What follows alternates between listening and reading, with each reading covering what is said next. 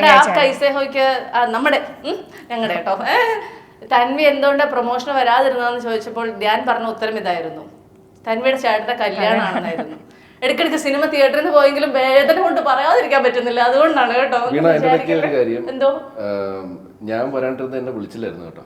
അയ്യോ ഷൂട്ടിങ്ങില് ആയിരിക്കും ഓർത്ത് ഞാൻ ബിസിയാണെന്ന് ഓർത്ത് വിളിക്കേണ്ടത്. ചേട്ടന് പൈസ തന്നായിരുന്നോ? പൈസ തരാത്ത ആരെയും വിളിക്കാറില്ല. കറക്റ്റായിട്ട് ആണല്ലേ.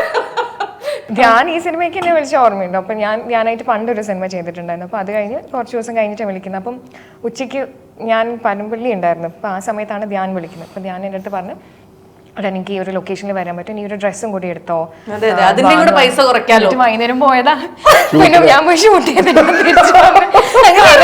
ആരെ സിനിമ എന്നറിയില്ല. ധ്യാനിനോടുള്ള ആ കോളിലെ ധ്യാനോടുള്ള വിശ്വാസത്തിൽ ഞാൻ പോയതാ ധ്യാനം കാണാൻ. അങ്ങനെ ഞാൻ സിനിമ ചെയ്ത് ഒരു സീന് ചെയ്തിട്ട് വന്ന സിനിമയാണ് ഇറങ്ങിയത്. പക്ഷെ പരമാവധി ഞങ്ങള് പോസ്റ്ററിലൊക്കെ പടം വെച്ച് ഞാൻ പോസ്റ്റർ കണ്ട എന്റെ ഫോട്ടോ